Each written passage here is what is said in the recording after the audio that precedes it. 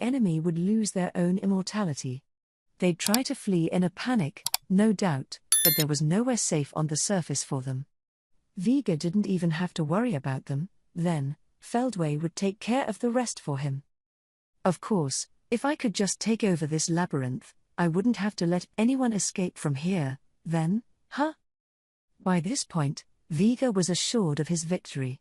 This labyrinth truly was impregnable, the greatest threat he knew, and out of nowhere, he had just found a way to reign supreme over it. Even better, it was clearly all thanks to Vega's own hard work.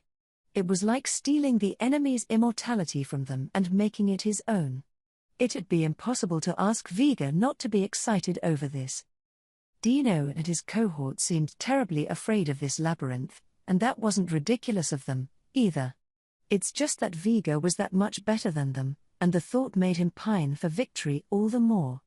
The more dangerous this labyrinth was, the greater the rewards to reap once he bested it for good. It'd be Vega's power conquering this dungeon that everyone feared and revered. Who wouldn't be overjoyed to pull off a feat like that? Well, I'm all in on this now. Time to show off what I can do and finish off this invasion with a dominating victory. If Vega could shut down this labyrinth's abilities, all that remained was for him to trample all over it.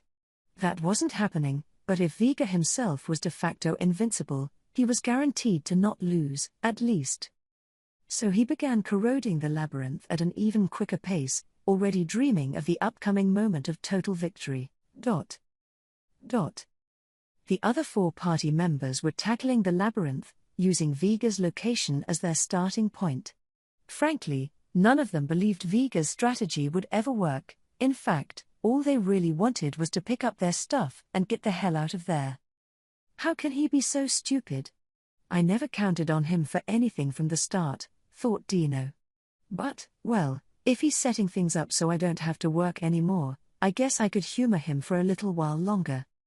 Dino had been begging the whole time, but Vega still hadn't broken out any of those Draco beasts.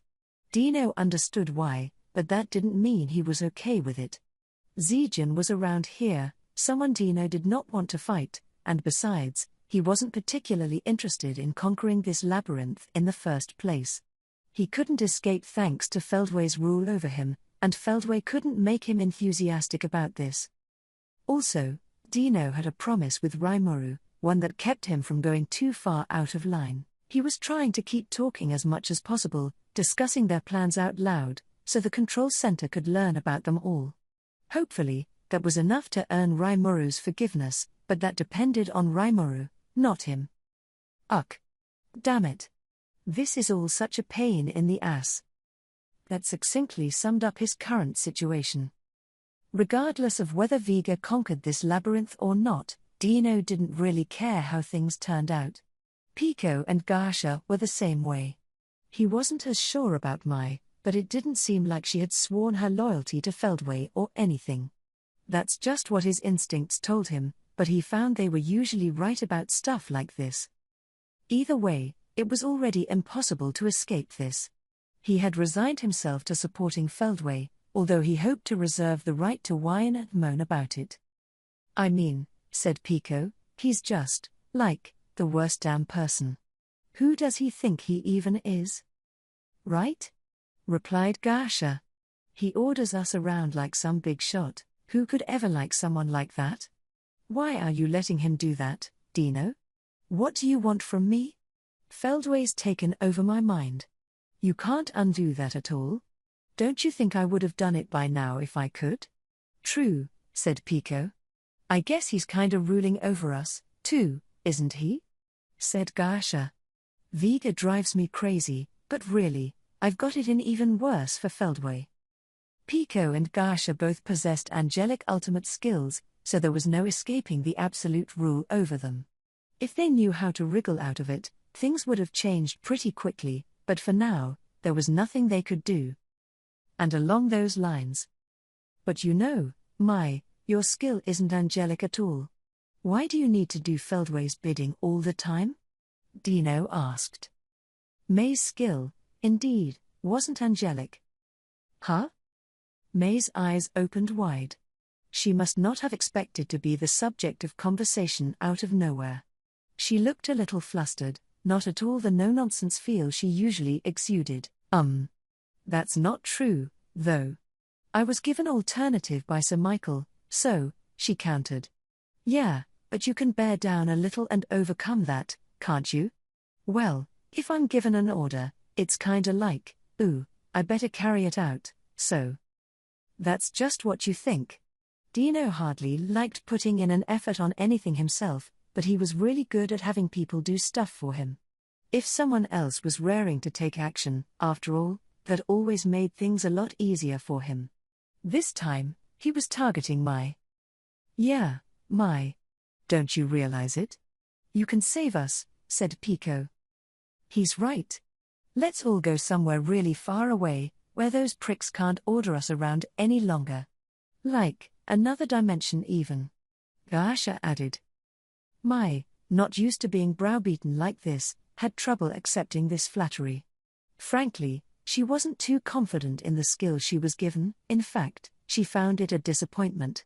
She wanted to see the brother she loved, but this skill wouldn't let her do the necessary dimension crossing at all. In her mind, escape was impossible even before she tried to fight for it. Look, have a little more confidence in yourself, huh? Because no offense, but instant motion is powerful beyond, like, all common sense, Dino told her. I'm not sure even I could beat that. Yeah. In fact, you could probably even blow Feldway far away with it. Right? Somewhere too far for his thrall to work on us. Help us out, Mai. Pico and Gaasha were both firmly on board, peppering Mai with all sorts of unreasonable requests. Somehow, though, Mai enjoyed it. It was a feeling she never would have had if she was truly under anyone's rule. Heh. You know I can't do that. She might have acted modest, but somewhere in Mai's heart, she was starting to see a rosier future ahead. Mai began to open up to the rest of the party as they continued with the insect hunt. A cheerful voice suddenly boomed. Oh ho ho ho. There you are, Dino. I'm gonna make darn sure you regret ever two-timing me. Ramirez's shrill laugh was unmistakable. At long last, she was looming, before him, all sorts of evil intentions on her mind. Once the echoes of Ramirez's laughter faded away, the structure of the floor began to change. Before them now was Beretta, along with Zijin, Apito, Kumara, and Ranga, 5 fighters setting off to engage Dino's party. Ugh! You are here, Dino grumbled. The sight of Zijin made Dino look up at the ceiling for answers. By now, all he wanted to do was lose and get out of there. But Ramirez wouldn't allow that, or really, if Dino left now, that'd be a problem for her. Her strategy was in motion, and she needed Vega to be far enough away from the rest of the party for it to work. To be more exact, Ramirez's sights were set squarely upon Mai, Dino, Pico, and Gaasha were just along for the ride. The idea was to isolate Vega and do him in while Mai was kept in place and unable to help him. If that didn't work, they at least wanted to coop Mai up in the labyrinth so nobody could escape too easily. As Dino warily eyed his surroundings, Ramirez suddenly appeared, in hologram form, a very elaborate sort of recreation. Dino blinked. Ramirez always put so much effort into the weirdest things. He sighed in acquiescence. Look, Ramirez, enough of this, he shouted. Like, you were torturing us with those golems a little bit ago. Where does some allegedly good demon lord get off doing that? Dino wasn't being shy with his grievances. He was even bringing up the concept of a good demon lord, something that hadn't existed until he invented it. He had been constantly working since he entered the labyrinth, and his stress was near the breaking point. Now he was raging and all but baiting her to fire back if she didn't like it. But Ramirez wasn't moved. Instead, she flew around in hologram form, hovering in front of Dino's eyes. Pardon me? I'm not at all sure I know what you mean, sadly. That was just my way of wishing you a friendly hello. No, I'm not really getting back at you. Not yet, that is. Dino rolled his eyes. There was no turning back now. He had to plead his case. Look, Can you stop with that act already, Ramirez? We've known each other too long for this.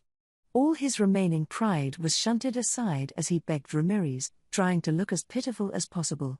But Ramirez wasn't fooled. She said, mostly ignoring the pleas, before dropping a bombshell.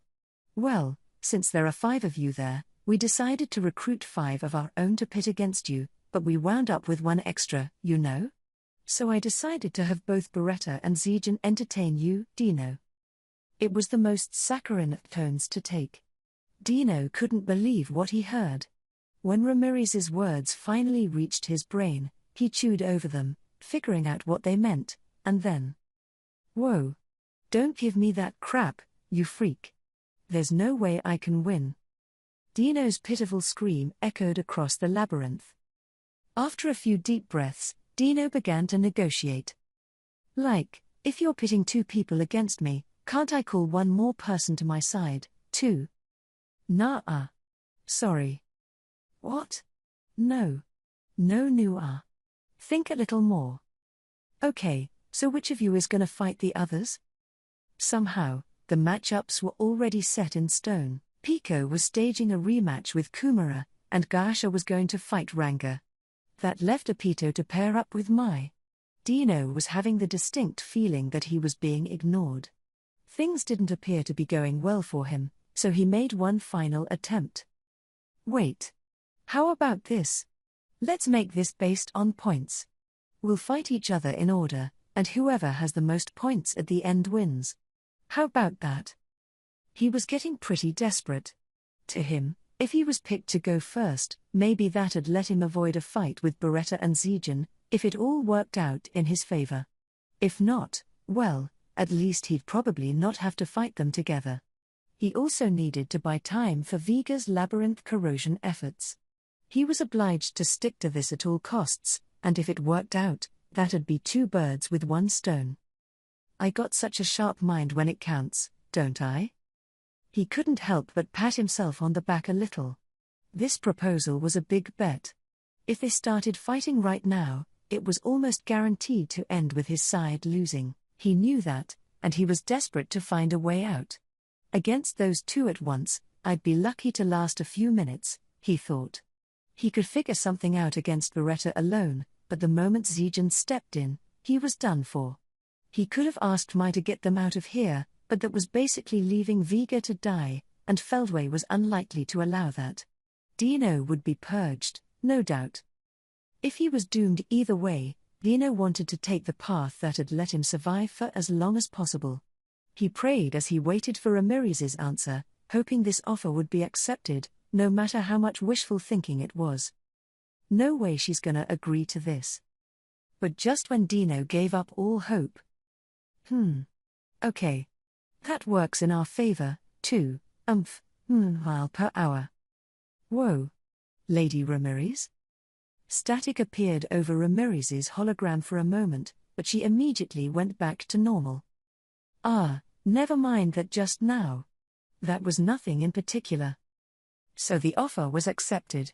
Things went a little strange at the end, but best not to pry into that too much. Maybe Ramirez's side wants to stall for time as well, thought Dino. That totally works for me. He didn't know why they'd want to stall, but it sure beat being immediately killed. So, ignoring Ramirez's and Benimaru's muffled exchange, he whispered a few words of thanks for this unexpected good luck. "Right, so Kumara's going out first. Have at it."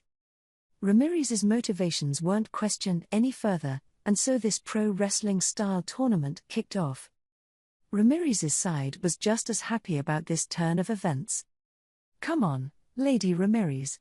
He must be suspicious of us now," said Benimaru. It's fine. Dino's in no shape to suspect us of anything." Ramirez seemed excessively cheerful about this, but Benimaru had the same opinion. When faced with the absolute menace of Zijan, he just didn't have the mental capacity to think about anything else. And they were right. Ramirez and Dino had been acquainted for a while, so they knew what the other was thinking most of the time. After all, the more you argued with someone, the closer you eventually became. So it was time for the first bout, Kumara against Pico. The labyrinth had changed shape on them again, transforming into an arena. Pico was front and center, walking toward the middle of the circular ring. Kumara, on the other side, was just as ready. "Today, we shall end this," Kumara told Pico. "That's what I could say to you. Don't expect me to go easy on a kid." It looked kind of like the opposite, given Pico's appearance, but she was right. The difference in age between the two of them was like night and day. And while age wasn't always linked to experience, Pico clearly had an edge there as well. Ramirez's side was keenly aware of that, so they ensured it wouldn't be a problem no matter which fighter won. As if to prove it, Beretta was in the center of the ring. I'll lay out a few rules before we begin," he said. "First, I want both of you to wear these." He provided each fighter with a Ramirez-crafted resurrection bracelet. "Hey, I was hoping to score one of those." Dino butted in to obtain a bracelet of his own, even though nobody called for him. "You will receive one later," Beretta told him. "Oh, don't be that way," he said as he put one on. "Sweet. Now I can escape whenever I want." It was a cunning little trick, one that worked much to his benefit. But he wasn't getting everything he wanted here. "Dino, I'll warn you in advance, that bracelet's set up to resurrect you at the place you last died, okay? Do you understand what that means?" Ramirez was kind enough to spell it out for him. "Wait, so I can't escape? Well, damn." Dino hung his head. But Ramirez wasn't done yet. "But I have to say, Dino, I didn't think you'd be jonesing that bad for one of those bracelets. Then how about I give you, say, 5 of them, huh?" "What?" Dino didn't understand what she'd told him at first, but it didn't take long to figure it out. This could only mean one thing: he'd be killed 5 times. "Whoa, wait, you can't just do that to me. Ho ho ho ho. Prepare to savor a heaping helping of my unbridled wrath." With Dino's protests summarily overruled, he was shooed out of the arena. The battle was underway. Pico had her spear equipped, Kumara was barehanded. She wasn't particularly proficient in any weapon, except perhaps for her fan. It was an exquisite piece of work, one crafted by Kurobe as a fun side project, and its capabilities were legend class, but it was still a mismatch. It just wasn't the kind of thing you wielded against a god-class weapon, even if it was a mass-produced one. But Kumara was in her element. "Come for me, white monkey." Upon that order, one of her tails transformed into a simian magic born. It looked much more human than before, and a wooden pole was in its hand. The pole's name was Shinkubu, or Divine Steel Pole, and it was modeled after the weapon carried by Sun Wukong, the hero of Journey to the West. Rimuru had asked Kurobe to make it just for kicks. It might have looked like a stick, but its feature set was no laughing matter. Rimuru saw it as a neat little toy, and yet Kurobe didn't clown around with its production. The materials, for one, were out of this world. He had used some extra crimson steel he had on hand to make it, which shows just how dedicated he was to this pole, and that naturally gave it god-class stats.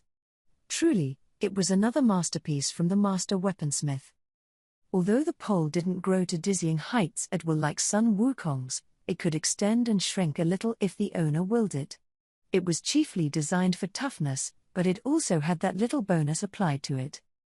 Shinkubu was a true weapon that no mass-produced god-class gear could hold a candle to, and it was in the hands of White Monkey now. Scree. NGH? The monkey lunged at Pico, demonstrating first-class moves. It had been receiving instruction from Hakuro whenever there was free time to be had in the labyrinth. That had given it expertise in polearm combat, along with a mastery of battle will, and since Kumara could freely divide her powers between her tails, she had made sure to provide White Monkey with everything she had. That meant this creature was in the million class, with an EP surpassing 1 million, making it a threat beyond all comprehension. Kumara, its master, was no slouch, either. Holding up against Hakuro's grueling training, she had become a splendid master of her own. In terms of pure battle technique, she was even better than White Monkey. Now that she had taken on divinity and evolved into a divine fox, there was no way she was weak at all. She summoned White Monkey now because she believed that was the most assured way to victory. After her battles against Carillion and Frey, Kumara had grown and matured, gaining the sort of keen battle sense she needed. So Kumara and White Monkey worked as a team to pursue Pico. The monkey took point, not having any need to fear death, while Kumara stood back and fired off a barrage of tail-based attacks. She had fully blocked Orlea's trident in their battle, and while Pico was a better fighter, Kumara had little to worry about as long as she focused on defense. If Pico were to target her, White Monkey would attack instead, and vice versa, a very efficient strategy, but a frustrating one if you were on the other side of it. What is this thing? Wasn't this a one-on-one match? Pico was shouting her grievances, but there were no rules about team sizes. She was just being a sore loser. Well, try this on, then. She activated her skill. Black Thunder descended upon Kumara at divine speed, but she didn't move. Instead, she deployed her 8 tails like lightning rods, swatting the attack away without taking any damage. It made Pico's eyes shoot open. This isn't at all who I fought last time. It's unnatural, how much power she's gained. Internally, she was truly astonished. She didn't underestimate her foe at all, but now she realized she had to reevaluate.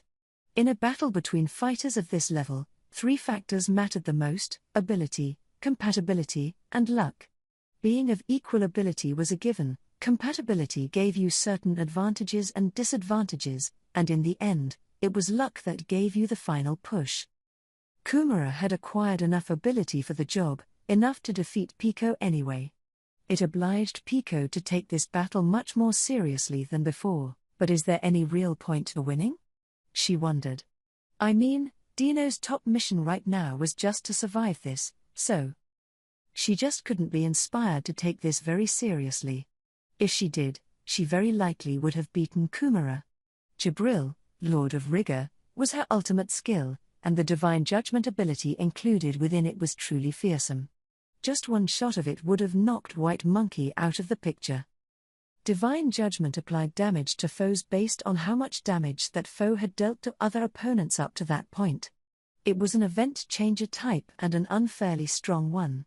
To defy it, Pico would need some kind of high-level alteration type skill, one that worked on laws, phenomena, or destinies.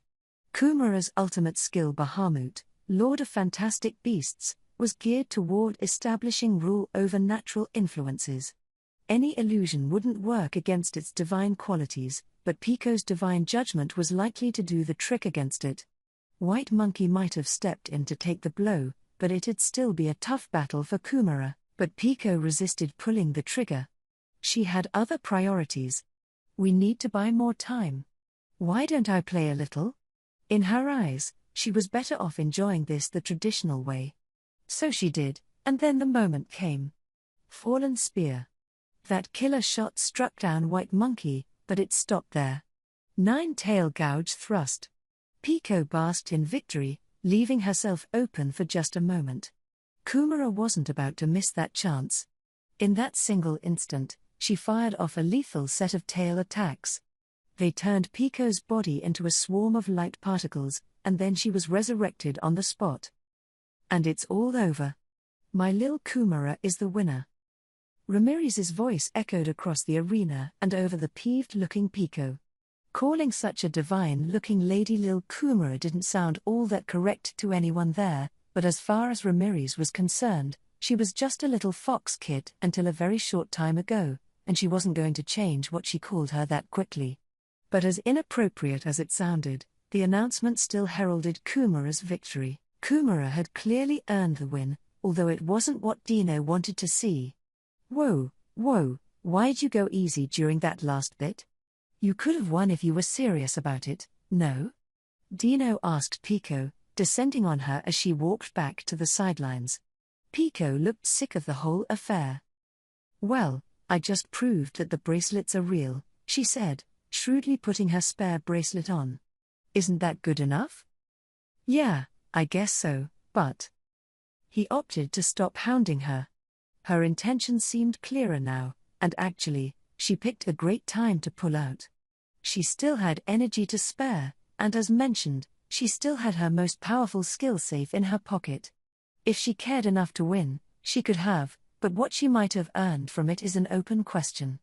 Going all out on Kumara opened up the worrisome possibility of a grueling, dragged-out match, or at least one she'd emerge from exhausted.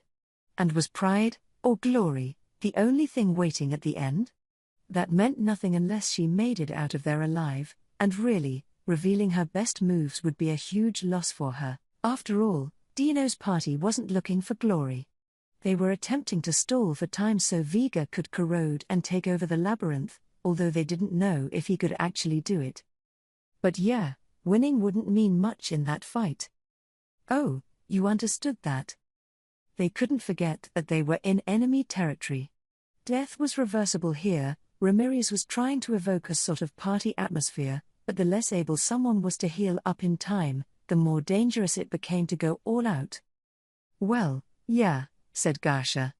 We don't have any way to heal, and we sure can't expect any reinforcements. This isn't about just winning. There was no guarantee Ramirez's side would keep their promises. Even if Dino's party won every bout, there was still a bunch of rested warriors on the other side. What a pain. How about we just go easy and lose each match? It was the laziest possible plan, and Dino made that suggestion without a hint of shame.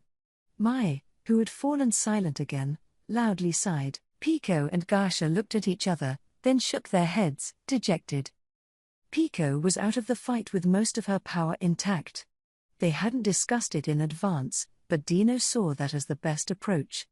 Vega's skullduggery wasn't guaranteed to work, so they were really obliged to keep something in the tank for later. Okay, Pico, get whatever rest you can right now.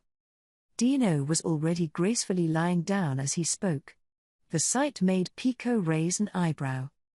Why the hell is he relaxing more than any of us? She thought. It irritated her, but that's just how Dino was. I'll do that, she said, opting not to dwell on it any further as she lay down on her side next to him. Now it was Mai entering the arena, holding her crescent bow in her hand and looking like she didn't really want to be there. Okay, next up is... Apito stepped out on cue. Right, Apito. And against her. My name is Mai Foki. I'm not human any longer because of reasons, but I originally came from another world. Right. The same place as Rimuru, it sounds like. I'll see about going a little easy on, MMHPH. The sound cut off for a moment. After what everyone surmised was some hurried scolding, it came back. Okay. So it's Apito versus Mai. Apito appeared within the arena as if she used instant motion, but it just looked that way. She really was that fast. It didn't fool Mai, who was using magic sense to scope out the entire arena, but it certainly gave a taste of her full abilities. Can't let my guard down. Mai braced herself. Apito just smiled. Fighters, give this everything you have. And so the second battle was underway. Apito's forte was super speed movement, but it couldn't even compare to Mai's. With her ultimate skill world map, she could perfectly anticipate Apito's actions and position herself behind her like it was a children's game. Speed is the most important aspect to any battle, and Mai's was at the top of the heap, making her the natural-born enemy of an agility type like Apito. Not bad. Dino was impressed. He was observing Mai's fight in a completely relaxed manner, like he was watching her from his living room TV. He had fought Apito before, and that made Mai's moves seem all the more insane to him. You know, he remarked, when it came to speed alone, Apito was pretty much equal to me. Impressive, said Pico. I think even I'd struggle against that kind of speed. But Mai's got her totally covered, doesn't she? That bow's bad news, too, Gasha added. It fires arrows that split in the air, covering every possible escape route. I have to applaud Apito for keeping it close at all. All three of them gave Mai the edge, and they also praised Apito for deftly handling this torment at the hands of Mai. They only did that, though, because they were pretty sure I would win. They had already concluded that victory here was pointless, but that didn't mean they were obligated to lose. A victory for Mai would help them save face, so Dino and his companions were sincerely cheering for her, but that smile on Apito, it unnerved them. She was supposed to be at an overwhelming disadvantage, but all they saw in those eyes was an unwavering determination to win. Tee-hee-hee. Powerful, indeed. Instant motion is a gruesome threat, no doubt. In the realm of space-oriented skills, Dominate Space was by far the best. Not only did it let you spatial transport yourself to any location in memory, you could also instantly teleport anywhere within range of your eyesight with it. It may not have sounded much different from instant motion in that way, but Dominate Space had one fatal flaw: it required the caster to link up the spaces from the starting point to the destination, so the moment it was invoked, an outside observer could read where you were going. In other words, if you were fighting a low-level opponent with a pedestrian view of the space around them, instant motion was all-powerful, but if two foes with Dominate Space fought each other, it became pretty much useless in battle. But instant motion was different. It let you instantly travel to another point in space, giving your surroundings no warning and leaving no trace behind. Few skills could possibly be more useful in a battle scenario. Mai couldn't be tailed even going at light speed, so there wasn't much you could do against her. The only viable option was to try setting a trap, but Mai knew that, of course. She kept a careful eye out for that sort of thing, so entrapping her was far from an easy task. Despite all that, Apito seemed to be enjoying herself out there, because she was learning. She, too, was in the midst of an evolution. Her existence points were rising, and even during this battle, she was constantly gaining strength. Wait. That's weird, isn't it? Dino finally picked up on it, far too late. The evolution began to accelerate once Apito's EP passed 1 million. She began to strike a vast, intense presence, like a butterfly emerging from the cocoon. No way. Getting stronger during battle? It happened more often than you'd think, but that didn't make Mai any more agreeable to it. They were okay with losing, but only if they could trust their opponents to let them, and as serious-minded as Mai was, she just couldn't manage that. No, she was trying to win, no matter the consequences, and so she unfurled her killer skill, one with enough mass to weigh upon the air itself. She had picked this bow mainly because she once belonged to the archery club at school, but now she could use it to shoot arrows infused with her own aura at will. She never had to worry about running out of arrows, either.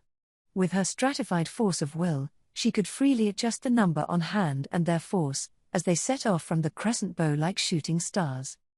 Instant motion let her zoom across the arena, darting from one place to the next. That, combined with her shooting star arrows, was how she fought in battle, and now, sensing the danger Apito brought to the table, Mai aimed to finish this quickly. Her arrows, fired from all directions, seemed impossible to escape from, no matter what you tried, not unless you were just as much of an expert with instant motion as Mai was. Stardust rain. The force of Mai's will became a shrieking shock wave. Apito had nowhere to run. It seemed to be all over, but at that moment, Apito's evolution was completed. Before everyone's eyes appeared the queen of the insects. Anyone who had seen Period before would marvel at the similarities. It was akin to the difference between a hornet and an antlion, but the otherworldly beauty she exuded from all angles was unmistakable. With the evolution behind her, Apito raised a hand into the air before the arrows could reach her. Insect space. A thin barrier, running the gamut of colors as it shimmered in the air, surrounded her. It was a distortion field, the kind that could block any sort of attack. Zijin was gifted at this sort of defensive move, but after evolving and earning her own instant motion ability, Apito had come to learn it as well. My best offense. A queen never runs. She never backs down, all she does is advance forward, and as if to prove it, Apito took a step toward Mai. Mai stepped back, seemingly scared. Now that her very best offense had failed her, the fight was as good as decided. She understood that well enough, and now she saw no reason to continue with hostilities. Why? Out of nowhere like that? But before the whispered question could be picked up by anyone, Apito's hand came down. Empress Stinger. As quickly as the twinkling of a star, the stinger shot forth faster than May's shooting star arrows, gouging straight through her heart. Before she could even ask why she had gotten so much stronger, Mai died and was resurrected. That question occupied the mind of not just Mai but Dino and the rest of the onlookers. Nobody had an answer for it. Nobody could possibly know what just happened. Dino could do nothing other than sigh and roll his eyes, all but saying, "This is why I didn't want to be here," out loud. Ramirez and the others, watching all this on the control center's big screen, were just as thrown by Apito's evolution. Her existence points have stabilized at 1,737,775. A low murmur crossed the room at the operator's assessment. How? Ramirez whispered. No one else could hide their surprise. This was a wholly unanticipated event. How could an evolution like this take place? The answer could be found in the way period met her end. With the death of the Empress, commander of the insectoid generals and holder of the number 2 position among the insectors, the post had been passed down to Apito, the only surviving female. She had been raised to be the next queen, and now she was capable of wielding that power the correct way. Thanks to that, Apito had become a god wasp, taking on a divine air she didn't have before.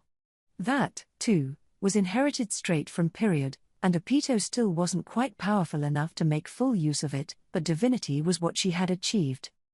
So Apito had finally acquired the strength needed to serve as a pair with Zijin, one of the ultimate forms of existence. To those unaware of the story behind this, it must have felt like an utterly unfair turn of events, but with this timely evolution, Mai was overwhelmingly defeated. With 2 victories in a row under her belt, Ramirez was all smiles. She had already decided Dino would go last, so the third battle pitted Gasha against Ranga, but Geld chose this moment to state his mind, a sheepish look on his face. I know I'm being selfish when I say this, but my fight against that man was interrupted last time. Would you let me tackle the next round? Geld almost never made personal requests, but now he had chosen this moment to lodge one. It wasn't something Benimaru and his cohorts wanted to turn down, which made this even thornier to deal with. Geld, after all, was still sorely battered and bruised. Regardless of his chances in this fight, he was in no shape to step into that arena. But, Geld. I know. The potions have healed my wounds, but my will has been exhausted. But that man is waiting for me. The force behind those words made everyone hold their breath. It certainly didn't sound like his will was gone. Ramirez was all but forced to bend in the face of it. Well, I think we can afford a loss at this point, you know, she said. Yeah, agreed Benimaru. And we certainly have all the data we need on Dino's party. Benimaru didn't see the harm, either. It certainly wouldn't damage their plans, at least, which were all going just fine. They had 2 wins, and they had seen 2 opponents go through the death and rebirth cycle. Ramirez's team, of course, had a good reason to be fighting it out like this. The first purpose of this plan was to separate Vega and Mai. That had already been achieved. Vega was doing his own thing away from Dino's party. Based on the conversation they listened to, they knew Vega was attempting to take over the labyrinth by corroding it. Ramirez found the idea disgusting, but it was also a stroke of luck for them. If they knew what he was up to, they could just cut off the area he was in from the rest of the labyrinth. She was planning to do that anyway, so work on this began promptly. The motto of Ramirez's labyrinth was no one refused at the door, no one chased on the way out. Basically, people were free to leave if they had a sudden urge to escape.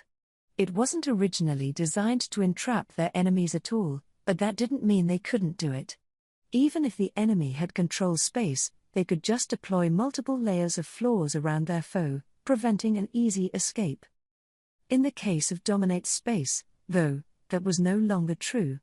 If an enemy had that, along with a concrete set of spatial coordinates located outside the labyrinth, they'd be able to escape without breaking a sweat. Attempting to trap someone like Mai, who could work with locations spanning between whole planets, was a fool's errand. Along those lines, Vega didn't seem to have dominate space abilities. In fact, he didn't even seem to understand control space. It hadn't dawned on him yet that Ramirez was cutting him off from the labyrinth. It made Ramirez smile and sit back on her chair. This was looking a lot easier than it had a moment ago. So they were rapidly cooping up Vega, and once they did, it was time for the next step. They wanted to figure out how Dino and his party were being mind-controlled, and if they could, they wanted to try undoing it. They had done a good job collecting all the external data they could, but they couldn't tell what was going on in their minds yet. Defeating them inside the labyrinth, though, would allow them to observe their deaths and resurrections and analyze the effect it had on their abilities. Beyond that, once Vega was fully quarantined, they planned to take him out of the picture. They couldn't let Dino's party get in the way of this, so that was why they were keeping them in the arena for now. This approach let them stall for time while collecting all the data they wanted on their foes, truly the best of both worlds for Ramirez's side. They already had all the info they needed for Pico and Mai. Gasha was up next, but it's not like she absolutely had to be defeated. It wouldn't be a problem, then, to indulge Geld here. But suddenly Ranga, Gasha's chosen opponent, sent over a thought communication. In that case, Geld, allow me to lend you my powers. He was offering to help Geld satisfy his stated desire. I will compensate you for any vitality you lack at the moment. Please, Geld, transfer your injuries over to me. Before waiting for a reply, he invoked shadow motion to pop up in front of Geld. But Geld wanted to turn him down. The damage he sustained was far from trivial. But Ranga just smiled and promised it wouldn't be a problem. The way he saw it, if Gasha and Geld had a grudge with each other, it wouldn't feel right to steal this chance from him. I appreciate this. Yes. Geld wasn't fully sure he could use his skill set this way, but there was no harm in trying. Firming his resolve, he transferred his damage over to Ranga, much in the same way the stand-in ability of the ultimate skill Beelzebub, Lord of Gastronomy, could spread damage out among many of his companions. Yeep! Ranga leapt into the air, then curled up into a ball, body twitching and eyes lolling upward. Everyone from Ramirez on down was startled, Gobta hurriedly coming down to look after him. Well, remarked Benimaru, what did you expect? The most surprised of all, however, was the now completely healed Geld. The move worked without a hitch thanks to Ranga's cooperation, but he never thought that he could use his skills to just toss his damage over to someone else so casually. This wasn't like divvying it up among his companions, who were like family to him. All the burden had been lifted at once. It felt freeing, even. Ranga had the extra capacity to deal with it, but if Geld had handed it over to someone on his own level or below, things wouldn't have worked out so well. Geld had to applaud Ranga. He must have known the danger, but he'd still made the offer. Sorry, Geld said to Ranga. I owe you one. Do not worry about me. The rest is up to you now. HRRK. Ranger RR, Gobta cried. If Ranga and Gobta were well enough to put on that little drama routine, there was probably nothing to worry about. Without further delay, Geld invoked spatial transport, reappearing in the middle of the arena. Okay, we're gonna make a substitution here. Replacing Ranga in the lineup, batting third, here's Geld. Let's give him a big hand. Ramirez was enjoying every moment of her announcer duties. Batting? This is such a game to them, Dino groused. Mai had to agree with him. Well, what's the big deal? Gasha smiled and put her resurrection bracelet on. If I'll be resurrected anyway, I kinda want to play a little, you know? She walked to the middle of the arena, going face to face with Geld. She was glad to have another chance with him, despite the circumstances. So the third battle began, pitting Geld against Gasha. They were both seasoned fighters and defensive specialists, deftly wielding their shields to deflect the attacks coming their way. It wasn't particularly flashy, but the steady stream of techniques and sharpened moves made for an entertaining match for seasoned fight fans. Geld was equipped with his meat cleaver and scale shield, which were virtually parts of his own body by now. Gasha, on the other hand, brought in a long sword and circle shield granted to her by Vega. The difference in EP was over 2 million, but the battle was still an even match. Geld hadn't lagged a single step behind Mujika in their battle, and now he was attacking Gasha like a fiend, too. His defensive skills usually stole the spotlight, but his offense was nothing to sniff at, either. Against someone as seasoned as Gasha, however, it was hard to land much of anything.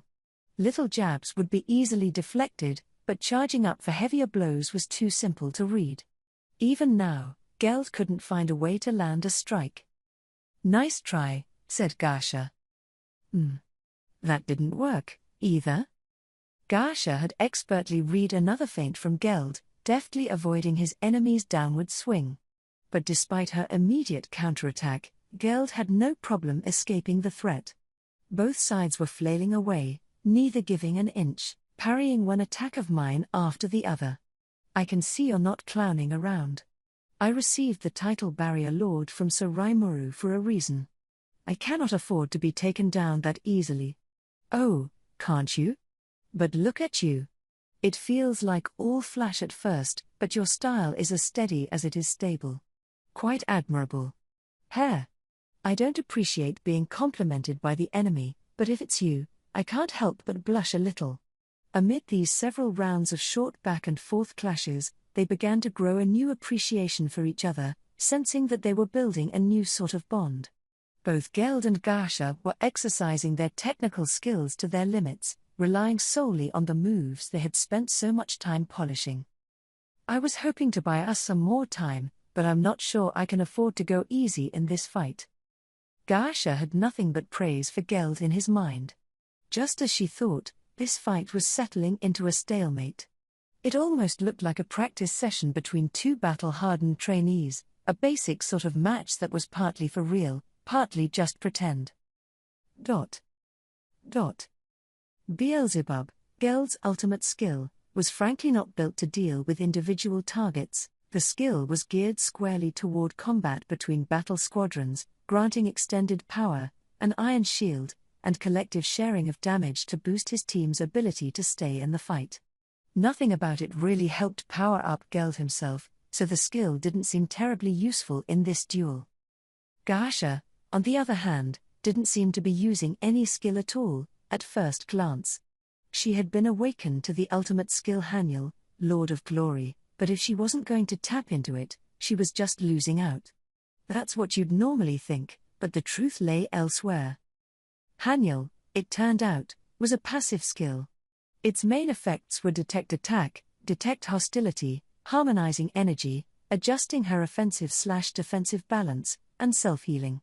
Without being particularly conscious of it, Gasha was continually busting all this out at once, detecting enemy traps, following their moves, turning disadvantageous attributes into useful ones for her, converting attack force into defensive power and vice versa, and automatically healing any kind of injury. So long as this was running, Gasha couldn't lose.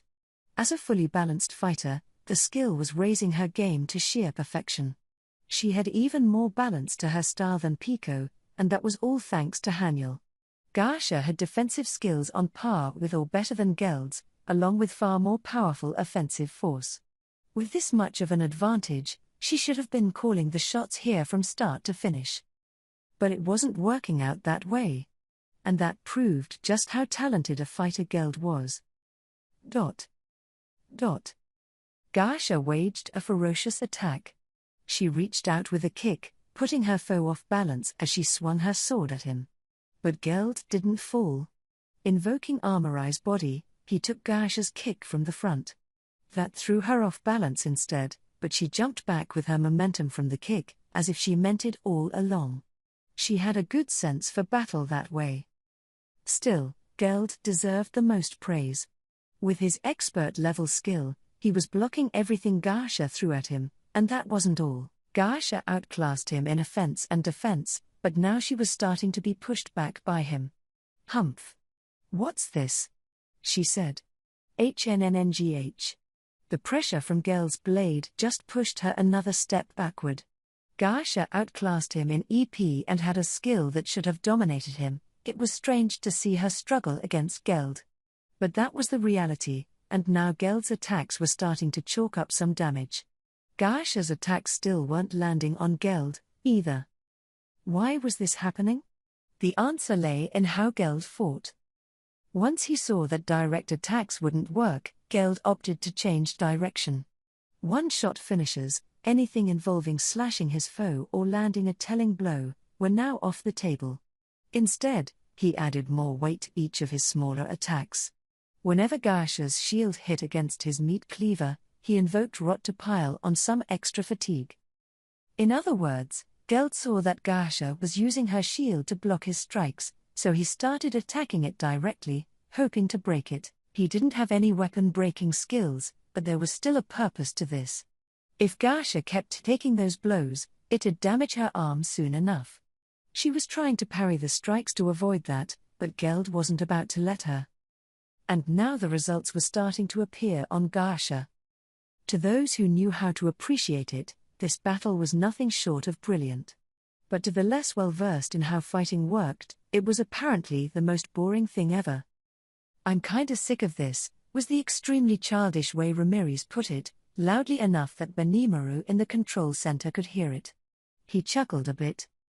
Geld and Garsha's fight didn't have any flashy finishes or awe-inspiring magic. It looked like a pretty pedestrian affair, in fact. No one was getting hurt, it was just an exchange of blows that seemed to drag on without end. To Ramirez, it was stultifying.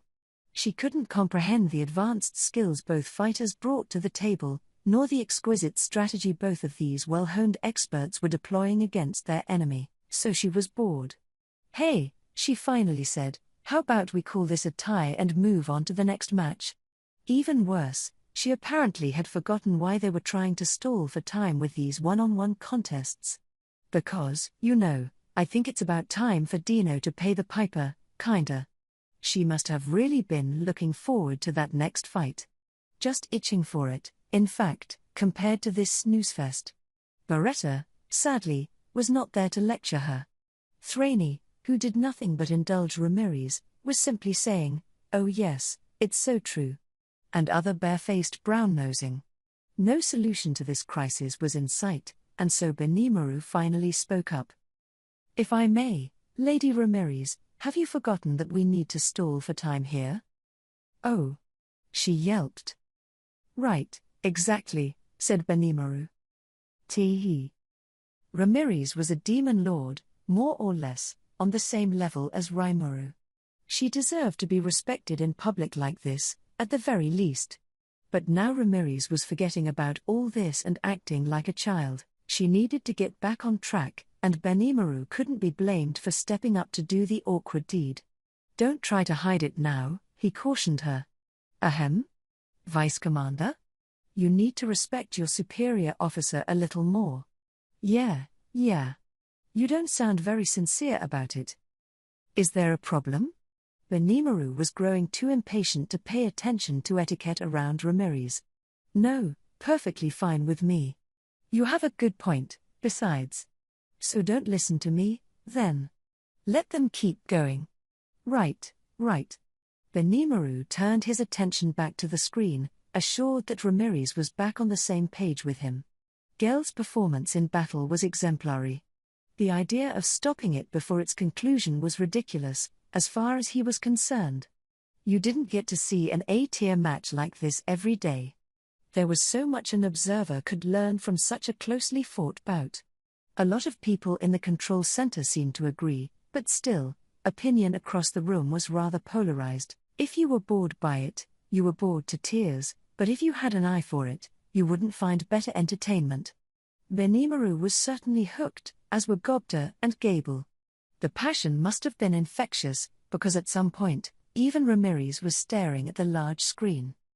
Geld and Garsha were waging a high-energy clash of swords, the momentum building by the second. Now things didn't seem so pedestrian after all. The exchange of overwhelming force, applied at white-hot speeds, was enough to crack the ground and send torrents of dust into the air. The battle continued like a beautiful dance, mesmerizing everyone in attendance. Gaasha, so much better on paper, was finding her advantage whittled away by Geld's constant effort. "Oh, it's gonna end soon," Gobta said. Benimaru agreed. Just when the intensity of the battle reached its peak, the balance was lost. Everyone could tell that the conclusion was just a moment away. Gaasha, her sword thrown aside, was agitated. What the hell did you do?" She realized something was wrong once the left arm that held the shield began going out on her. She had auto-healing, so it wasn't a lethal loss, although it was nothing to jump for joy about, either. But it was increasingly too late anyway. Geld continued with another set of blows that finally tore the shield off Gaasha's arm entirely. She had lived for a very long time and built several lifetimes' worth of battle experience. She didn't lose out to Geld in terms of technique, either.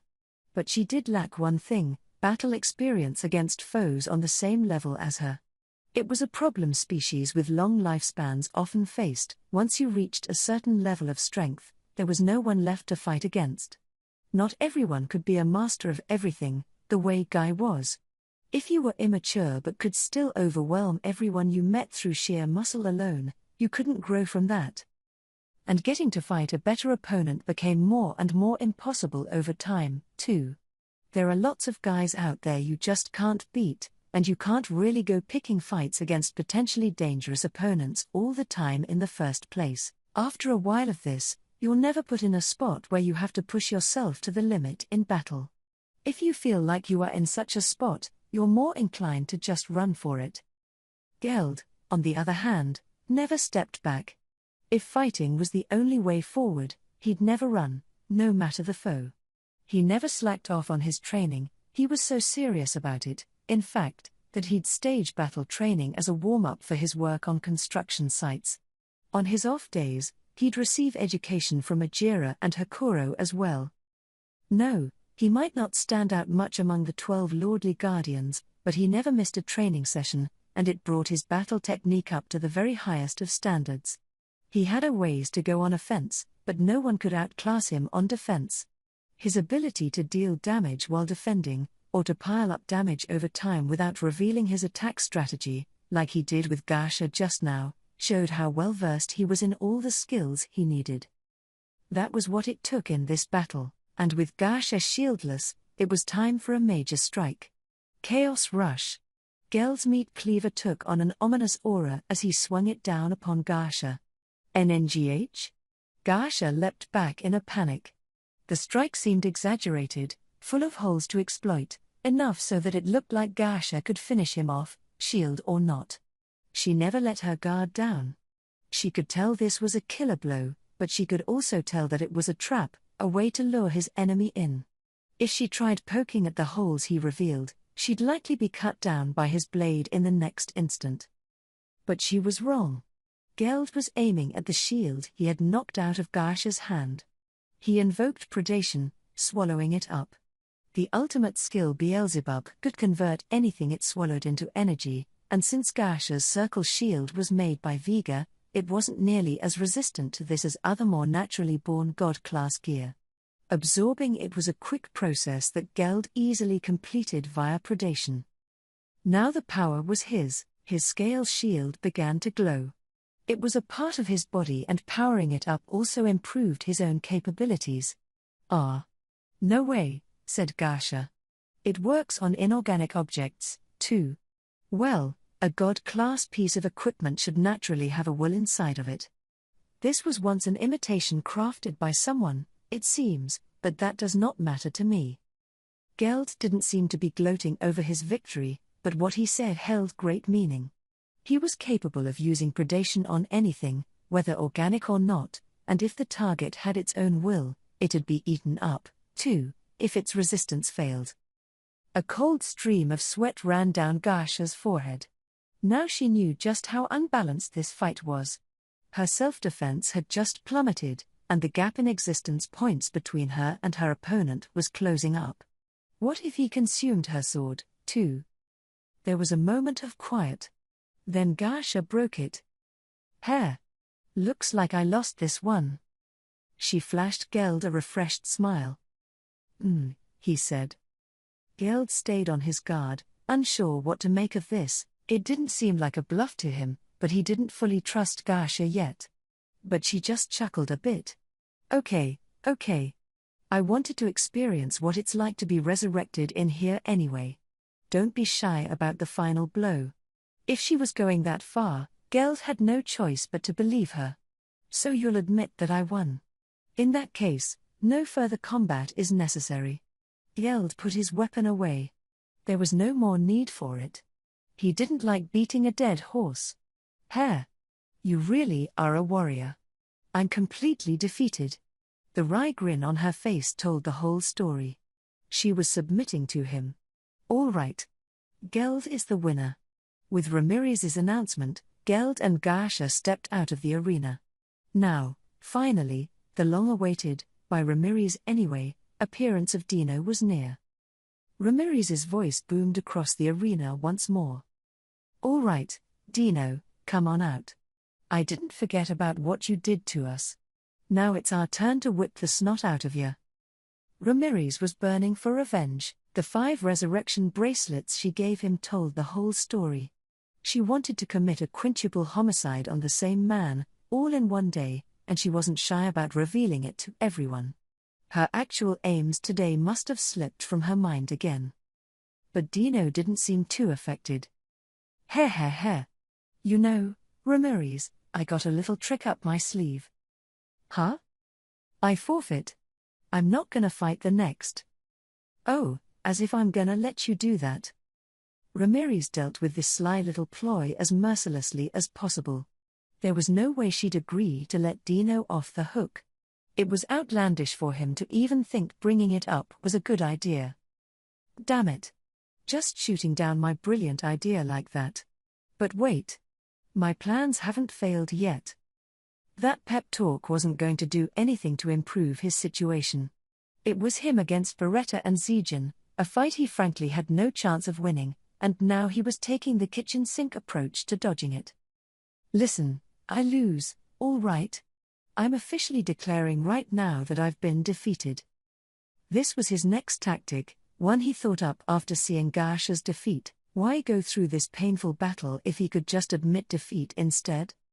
This is bad, Dino, whispered Gasha, who was back by his side. Geld's gotten so weirdly powerful now. He's like a different person from the last time I fought him. Huh? Wait, so you tried your best and still lost? Weren't you paying attention? Yes. He stripped me of my shield, and I lost. Did you think that was a performance? I was making a full effort, too, echoed Pico. Mai gave a slight nod as well. This really was a 3-match losing streak. Guys, Dino said, still looking triumphant, you have enough power left to escape from here, right? Of course I do. Well, sure. Fighting until I couldn't move would be suicide. Gasha and Pico nodded to each other. Losing while still keeping a little of your power left was actually pretty tricky to do. Listen, advised Mai, I don't think you can just say you lost. You're hated the most around here, aren't you? Why don't you just try apologizing to her? It was a surprisingly sane argument to make. Yeah, Dino didn't know what to say. But apparently, it was too late for that anyway. Huh? Come on, quit with those silly ideas of yours. I don't even care who wins and who loses right now. I just want to see you cry. With that self-serving screed from Ramirez, Dino was doomed to fight.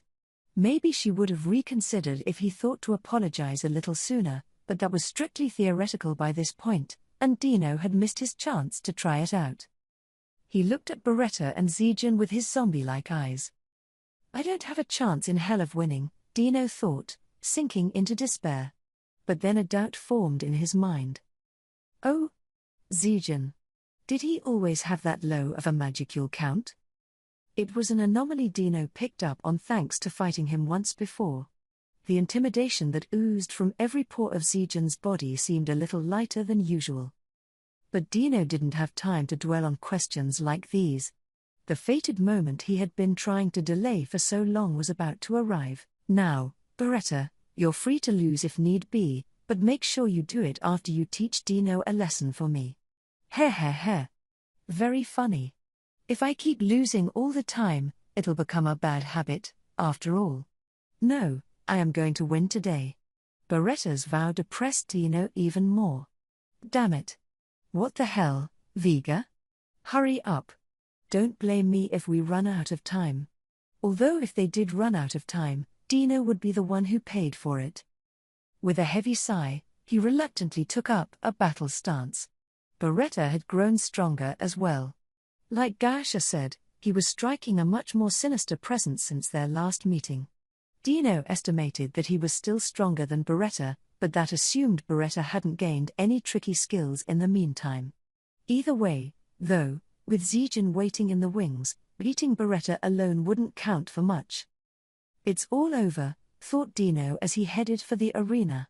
He stood before Beretta, relieved that Zijin wasn't joining him yet. They stared at each other for a few moments. All right.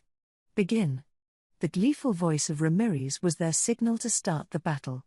Unlike Pico and Gasha, Dino wasn't that much of a fan of fighting. In fact, he hated it. It was too much work. With little other choice, he resolved to just go through the motions a little. He wasn't allowed to forfeit, but he was planning to lose while making it look like he was trying. Part of him also wanted to at least defeat Beretta so he could retain a little of his pride, but life could be cruel sometimes. The punch Beretta unleashed seemed like something he could dodge with a light sway, but the arm was homing in on him, ignoring all the usual laws of anatomy. It writhed like a snake, stretching out and scrunching down unpredictably before coming apart into several pieces. It wasn't a punch so much as a summoned beast with its own self-will. Not a care in the world about how it looks, huh? He's completely different from before, yeah. Gasha was right. Dino believed it. He heard that Beretta was a golem created by having a demon possess a magisteel body crafted by Rimuru. Now that the possession was fully complete, Beretta's skin was supple and didn't look like it was made of steel at all. A single exchange of blows taught Dino just how dangerous Beretta was. Beretta didn't look different, apart from his more ominous presence, but once the fight kicked off, it was like night and day. Any dreams of beating him were now flushed away. It would have been a simple task once upon a time, but now? Not a chance. Even if Dino put in a concerted effort, he saw an uphill battle ahead. He's grown way too much in such a short time.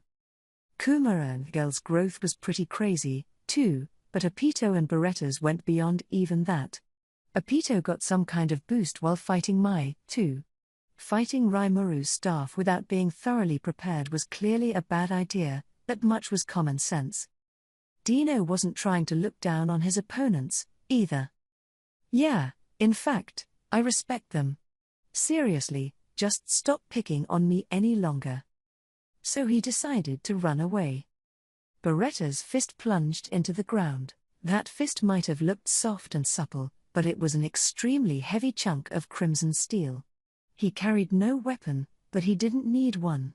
His fists were more solid than your typical sledgehammer, and he was clearly more dangerous than one, too. It didn't seem like Beretta possessed any weird skills or whatever, but his martial arts alone made him more than enough of a menace. For Dino, who was wary only of Zijin before now, Beretta's growth was an unfortunate miscalculation. But he wasn't even his only enemy. Zijin, the absolute king of strength, was waiting behind him. He just wanted to give up already, just go down on his knees and wail about why he had to endure this. All he could do was buy time, running away and hopefully not getting too hurt along the way. That was the best answer Dino could find after giving up the fight against Beretta. But now the ground under him was turning murky and swamp-like. By the time he thought, oh crap, it was already too late. His legs were sinking into the earth, up to his knees, and that wasn't all, the ground had turned into some kind of liquid metal, pulling Dino ever lower. He couldn't count on brute strength to get him out of this. This metallic mud was like a set of leg irons, binding Dino down in place. The more he struggled, the lower he sank, all the way down to his waist. Even worse, the solid surface around him was hardened to a steel-like finish, making it even harder to climb out. Beretta's mineral domination and control earth attribute abilities were being woven together to create this liquefaction/solidification combo. Dino immediately gave up. This was impossible. Beretta was the guardian of Ramirez. He led the 10 dungeon marvels for a period, and at his roots was a greater demon from the Noir clan. He was never going to be a pushover, but not even Dino thought he'd get his ass kicked this soon. You didn't have this kind of power when I was in the labyrinth. Dino had given up on escaping, so now he was defiant, with nothing left to lose. Beretta didn't use any skills like these the last time they fought. He must have earned them in the short time between then and now. It seemed ridiculous, but he had to accept this reality. I didn't? Beretta coldly said, snapping Dino out of his happy-go-lucky thought process. Well, I do now. Yeah, I know, Dino almost told him, but he couldn't voice the thought. The moment Beretta spoke, he invoked a skill and ran Dino through, top to bottom, with a metallic spear. His consciousness flickered out, and Beretta's victory was set in stone. Once he was awake again, Dino could hear Ramirez's joyful voice. All right. Beretta wins the battle. Let's make some noise for him, people. He must have passed out for just a moment. Well, it'd be nice if this was the end, but... Ramirez's resurrection bracelets were the real deal after all, but Dino wasn't too elated about it. He had 4 left, which meant Ramirez wouldn't let up until he died 4 more times. Right, who wants to fight him next? He could hear more talking. Just as he wondered what it was about, Apito advanced into the arena. Allow me, Lady Ramirez, she said. I would like to test out the power I have gained. Oh, you got it, girl.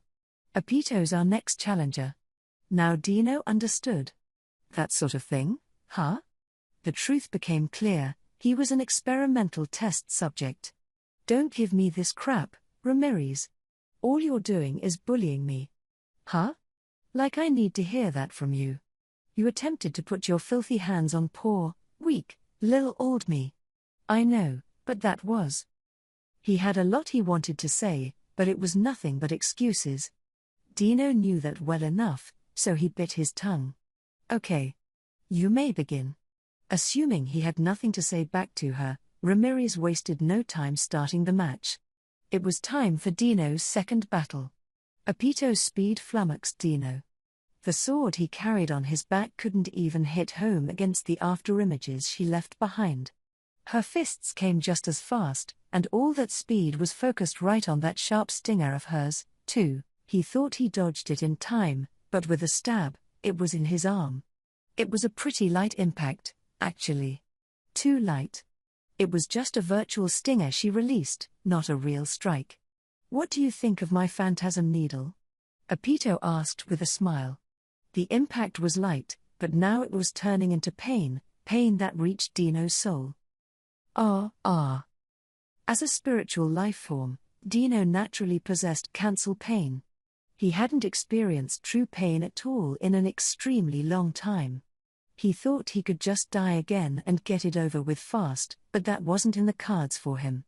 The screams of his soul as it endured the pain said as much.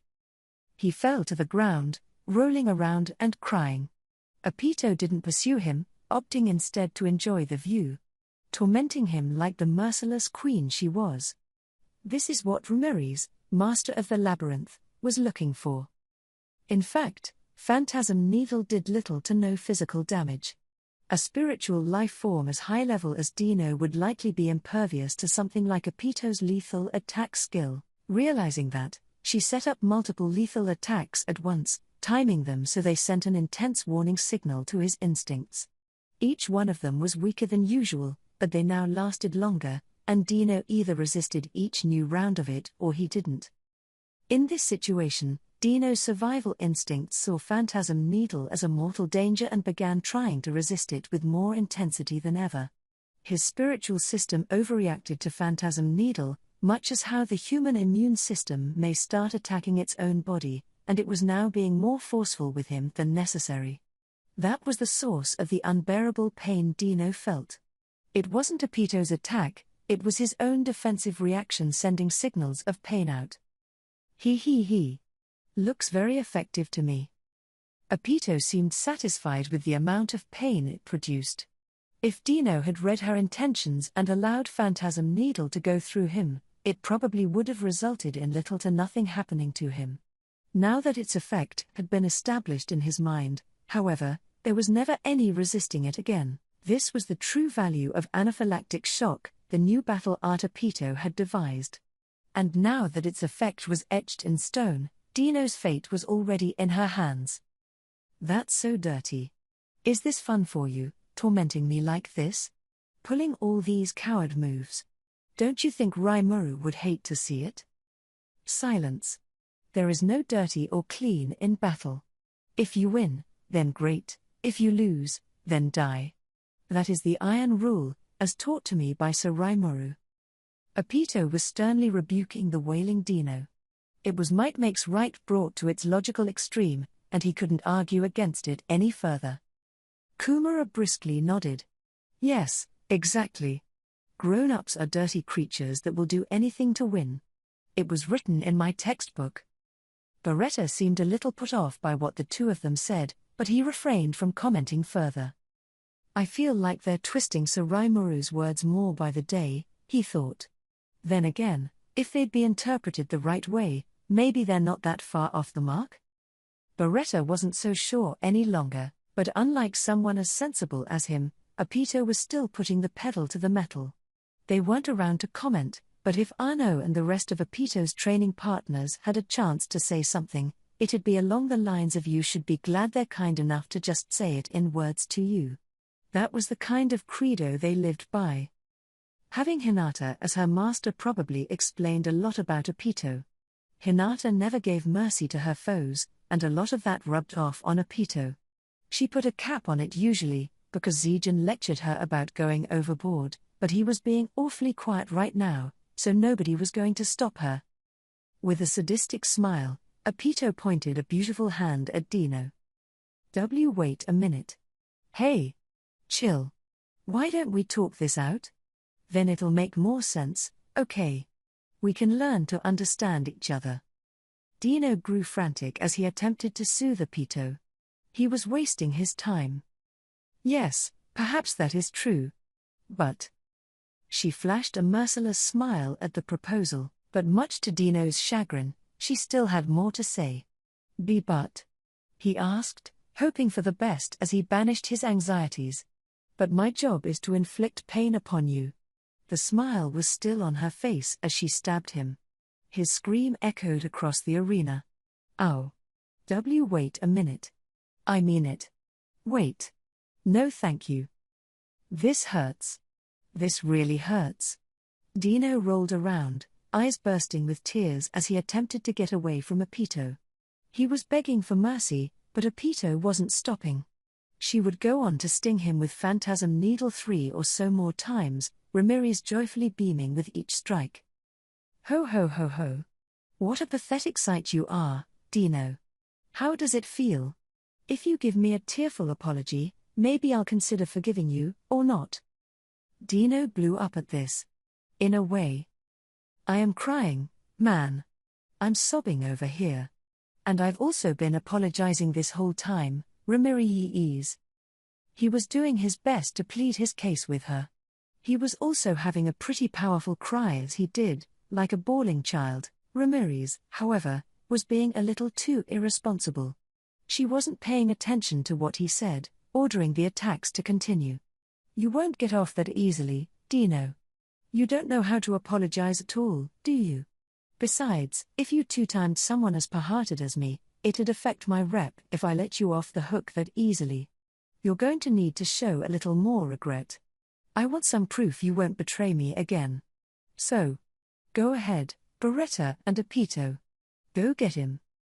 Dino's pleas were met by Beretta rejoining the fight, the worst possible outcome. He was buried in the ground again, unable to move while Apito pummeled him. His sad screams traveled across the arena, proving to the intruders just how fearsome Ramirez really was. Finally, at long last, the feckless Dino's punishment was coming to an end. At the same time, he'd have to make a momentous decision soon. Ramirez's not-so-innocent laughter echoed across the control center. Seeing Dino cry like a baby must have satisfied her well enough. Thraney was watching on excitedly as well, but Benimaru was thoroughly taken aback. Yes, Dino betrayed them first, so he had it coming. But ganging up on a single target like that went against Benimaru's values. It'd be one thing if this was a war, but it wasn't. This was clearly a punishment. "Commander, isn't this going too far?" Benimaru asked Ramirez. "Oh, it's fine, it's fine. I gave him some resurrection bracelets to keep him from dying, even." "No, that's not the problem." On the screen, he could see that Kumara had taken Apito's place. Beretta had stepped back as well, turning it into a one-on-one match again, a pseudo-battle that Benimaru could at least stomach a little longer. Ramirez was still satisfied with this, staring up at the screen. The sight made Benimaru realize that maybe Ramirez was doing this not only so she could torture Dino all day. "You know, Dino's an awful lot tougher than I thought," she said. "I mean, you see how he is now, but if he ever got serious about fighting, he might even beat us." Benimaru meant it, too. "True," said Ramirez. "I think he's picked up on the fake Sijin, too." Ramirez knew from the start that Dino wouldn't bother trying to fight. He was shouting and crying up on that screen, but really, that was just him playing along with her. He wasn't saying it with words exactly, but this was Dino's way of expressing his thanks to her. She understood as much, but that was that and this was this. She wasn't willing to budge on her lust for revenge against him. "Well, I think that ought to be enough, though. Let's forgive him," Benimaru suggested. "Yes, let's do that," Ramirez said. Benimaru relaxed a little. "We beat the rest of his pals once already, and we got to kill Dino twice," Ramirez added. "Don't you think it's time they realized how they're all being ruled over?" Their conversation was perfectly casual, but that was what Ramirez was really trying to do. She did want to punish Dino, of course, and she also wanted to release her old friend from this unfair shackle placed on him, so that was the case all along. "Oh, Lady Ramirez, I knew you'd be merciful." Thraney and Treya were heaping praise on her again. If Beretta were there, he'd doubtlessly think about how bad an idea that was. "You know," Ramirez began, a smug smile on her face, "the thing about Dino is that he's kind of lacking this one thing in his head. He goes on about how sly he is, how nobody can ever trick him, but, you know, it's just stupid, isn't it?" Dino might have shouted, "Objection!" if he was around to hear that, but he wasn't. No one could stop Ramirez now, and everyone in the room was accepting her words as the truth. Rumors are dangerous things, thought Benimaru. Then again, her words rang a bell somehow. Rimuru said something similar all the time. The more someone bragged about never letting anyone trick them, the deeper into the trap they eventually fell. Apparently, this was because they were too embarrassed to admit they'd been tricked, but it just caused more damage in the end. According to Rimuru, being able to admit you made a mistake meant a lot in how you handled it. Indeed, if Dino admitted to his fault sooner, he likely wouldn't have been poked and jabbed at quite this much. Feldway ruled over him, so he probably didn't have that much freedom to do anything else, but as Benimaru saw it, there always could have been another way. Regardless, when asked point-blank whether he thought Dino was an idiot or not, Benimaru had a response at the ready. Yes, I suppose so," he said, hesitating at Ramirez's question. Dino wasn't just some stranger to them. Benimaru saw a little bit of Dino in himself, in fact, something that he regretted. "So, Lady Ramirez," he said, changing the subject, "how much progress have we made?" Well, I've finished quarantining the floor. I figure Viga's managed to corrode about 90% of the area he's restricted to."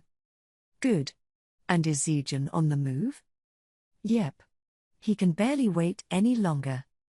They nodded at each other. As she mentioned earlier, the Zijin staring down Dino was just an illusion, which was why he didn't quite feel like Zijin to Dino's eyes. Dino realized what was going on, but despite that, he still went through with Ramirez's punishment, and so she had forgiven him long ago. That just left Vega to deal with, but that, too, was already taken care of. Quietly but most assuredly taken care of, with the defensive measures already in the final stages. With Ramirez seemingly satisfied, the atmosphere in the control center was a lot calmer. Now everyone realized that Ramirez had some kind of plan in mind, Shuna included. She didn't blindly follow Ramirez the way the Treants did, but she knew there must have been some reason why she was putting Dino through all this pain. That much had been revealed by what she just whispered, a reason that convinced everyone in the room. Normally, there wouldn't be any reason at all to beat Dino up this much. Ramirez was maybe getting a little too sadistic with what she said and did, but she's normally a very tolerant person, or, to put it another way, one who didn't keep tabs on very much. She wasn't the sort who'd hold a grudge against Dino for that long. But if she dragged him through not one, not two, but 3 fights to the death, there had to be some purpose to that. And now, seeing Ramirez carry on like always, Shuna had it figured out. Oh. She just wants to get Sir Dino back, right? That explained Ramirez's attitude, as well as the repeated punishment. They had always gotten along, Ramirez and Dino, all joking with each other. Feldway had made them into enemies, but neither of them desired that. Ramirez just wanted to get Dino back is all. That was why she was obsessing over him in this dungeon so much. She was searching for some trigger that had released the skill-based thrall upon him. Shuna thought that must have been why the sight of him acting all whatever riled her up so much. And if that's how it was, Shuna wanted to help them a little. Her mind was made up. Dino got along with Rimuru, too, not just Ramirez, and Rimuru wouldn't want to lose a friend for no good reason. Shuna looked up at the screen, resolve in her eyes. At just that moment, her unique skills parser and creator began to change. Understood. In response to the subject Shuna's request, the unique skills parser and creator will be united to acquire a skill to lead large numbers of people. Successful. It has been reborn as the ultimate skill guiding deities. It was like a miracle. This must be the will of Sir Rimuru at work. Shuna smiled. Her eyes, capable of seeing it all, were focused on Dino and the others. They were calm, merciful eyes, ready to forgive whoever they saw. Chapter 3. Parent and Child. Vega was firing on all cylinders, laughing loudly as he corroded his way through the labyrinth. He never noticed that Ramirez had locked him up in that isolated floor he was on. His instincts told him that this floor would belong to him before too long. The assimilation rate was already past 90%. Damn, what an easy win this'll be, he muttered. His companions kept lecturing him about how fearsome this labyrinth was, but it was really no great shakes in the end. With his ultimate skill Azdahak, Lord of Dark Dragons, not even Ramirez's labyrinth could put up much of a resistance. He was marauding all over it, and they couldn't do a thing. Heh. They never thought for a moment that the labyrinth itself is being attacked. Guess I outsmarted them this time, huh? He couldn't help but wallow in self-praise. If the enemies in the labyrinth enjoyed immortality, there's no reason he couldn't copy that. If he was on a floor he had taken over, he'd be able to gain the exact same thing. He couldn't influence the entire labyrinth yet, but if he kept the corrosion going, Vega would have it all soon enough. It was always at times like these when the tables got turned. The enemy begins resting on their laurels, figuring they have an insurmountable advantage, and now they're about to lose the hideout they pinned all those hopes on. Oh, the looks on their faces when he finally seized it from them. Just imagining them made Vega's heart sing. He could picture all those fools, running around and raving to themselves, the faceless crowd robbed of their power, and then he'd sweep them all away. I gotta hand it to myself. It was the perfect strategy. Vega smiled. He was about to teach a lesson to everyone who had ever looked down on him. Even Feldway would look at him in a new way. He'd make Vega head of the 3 stellar leaders, no doubt. Feldway didn't like Fen, or Zerario, or Jahil, or any of those guys. Only Vega deserved to be the greatest of men, capable of standing side by side with Feldway. And he was just a few steps away from that reality. Heh. Let's do it. I'm gonna gobble up this labyrinth and prove I'm the strongest out there. He couldn't help but say it out loud. And he didn't expect a reply but. Don't kid yourself.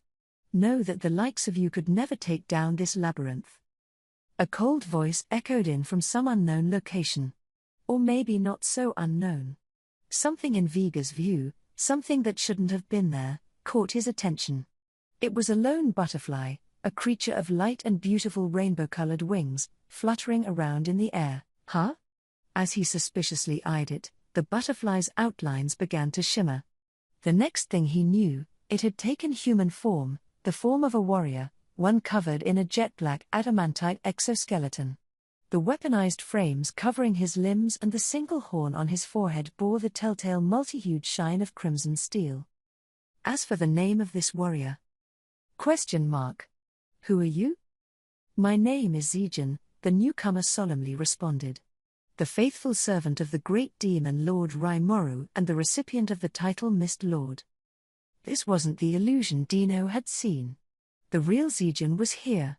He was a profound phantasm, the strongest guardian of the labyrinth, and now he was looking right at Vega. Normally, the danger Zijin posed would be obvious at a glance. But Vega was still riding high. He had just discovered a new use for his skill, and his mistaken belief that he was making the labyrinth his own had made him feel truly invincible. What's more, he held complete rule over the area he was currently in, so he was able to at least vaguely grasp Zijin's power. The difference was almost 4-1. Vega's existence points had ballooned to nearly 4 times that of Zijin, and that told Vega he could easily win. Zijin? Never heard of you, he spat. But there was no way he hadn't. Dino had talked his head off about the guy, explaining every little detail behind him. Vega had mostly tuned it out, as it didn't interest him. He didn't see him as a threat, so he barely paid any attention. Since when did you invade this space I rule over? Vega demanded. If Vega paused to think a moment, the fact that Zijin had penetrated this zone without him noticing should have put him more on guard. But he wasn't the sort to care about that.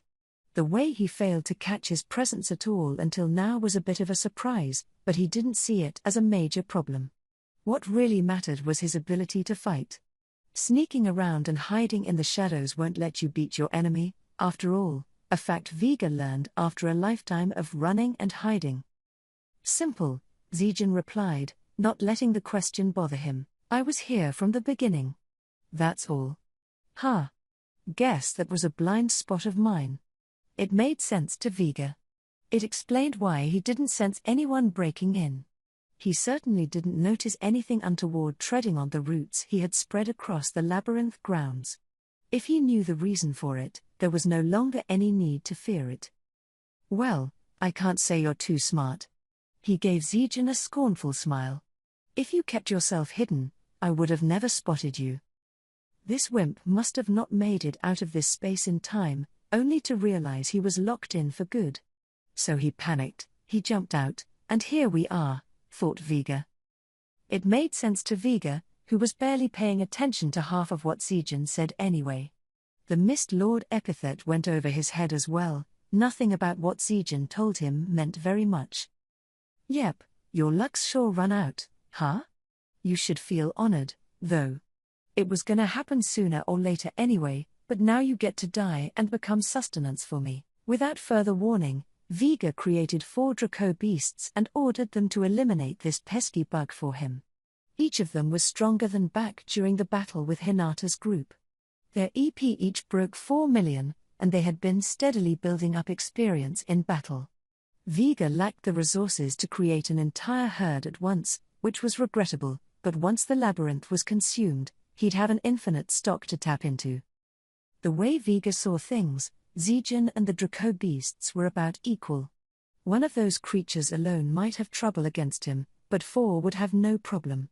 But the next moment, the 4 Draco beasts all lunged for their prey at once, then, with a line of blinding light, they were all chopped into fine pieces, dissipating into the air. It happened so quickly, Vega couldn't even see what it was. Huh?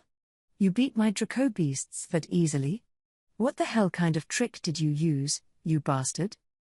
Vega didn't lift a finger to attack this magic-born calling himself Zijin. He was too busy taking over the labyrinths to bother. Essentially, he wasn't afraid of Zijin at all. He was still looking down on him, his thoughts along the lines of if he wanted to mess around, he could have done so a lot sooner for me. The truth unfolding before Vega didn't matter to him. All that did was what he thought and how he felt, and it was that error in judgment that made him fail to notice the true threat. That, however, was not Zijin's problem. The only reason he hadn't attacked Vega yet was because he was waiting for Ramirez to fully seal off this section of the labyrinth. Otherwise, he wouldn't have let this disrespect go unaddressed. This wasn't floor 80, so normally he wouldn't be managing this area in the first place, but during this emergency, the rest of the floor guardians had been summoned to the surface to join the war. He was holding down the fort for them, and that was a serious responsibility. This labyrinth was something they had to protect, and anyone looking to trash the place wasn't about to escape punishment. A piece of garbage like Vega doing whatever he wanted in here was usually unthinkable. It was one of those extremely rare occasions where Zijin had actually lost his temper. But Vega didn't notice. Instead, he added more fuel to the fire. Heh. Well, don't get cocky with me just because you beat some of my minions. This whole labyrinth is mine now. And yeah, I know you. The demon lord Raimuru's got a few famous underlings serving him, doesn't he? And what was it? The Mist Lord, you called yourself? Maybe you want to tell me you're one of them, but hell if I care about that. Zijin clenched a fist. Now, what I do need to watch out for is that girl I fought earlier. Even that, though, I kinda let her go. She's totally going down the hatch next time. Vega was nonchalantly saying things that would do a lot more than rile Testarossa if she heard them. And he wasn't done. And who else was there? Benimaru, too, right? And I think a few others, too, but whatever. It doesn't really matter anyway, they're all like little kids to me. He was certainly proud of himself, and with that, Vega was practically signing his own death warrant. He was completely convinced of his overwhelming superiority, never doubting it for a moment, but it wouldn't be too much longer before he'd realized just how mistaken he was. Ridiculous, Zijin scoffed. You have the enemy right in front of you. You could at least look at them and judge them for yourself. Heh. Like I need some little cockroach who's too much of a wimp to even show himself until now telling me that. Again, you'll have to see for yourself. Vega sniffed at Zijin's reply. Then he took up a fighting stance, turning up the knob on the intimidation he let out. All right. Let me show you something, then. I wanna get this boring-ass fight over with real fast, okay? I got a whole world out there to conquer. He continued to look down on Zijin the whole time. Zijin responded with his usual cool demeanor. I suppose you're right about one thing. You will not enjoy this fight. Ever so calmly, he prepared himself. Vega almost felt sorry for him. Wow. Pathetic. You still think you're not going to die, huh? Well, you got the wrong idea there, man. This whole labyrinth is under my control now.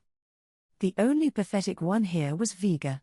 He was the proverbial emperor with no clothes, howling away without even realizing what Ramirez had done to him. I assume you think you can just come back to life if you did, huh?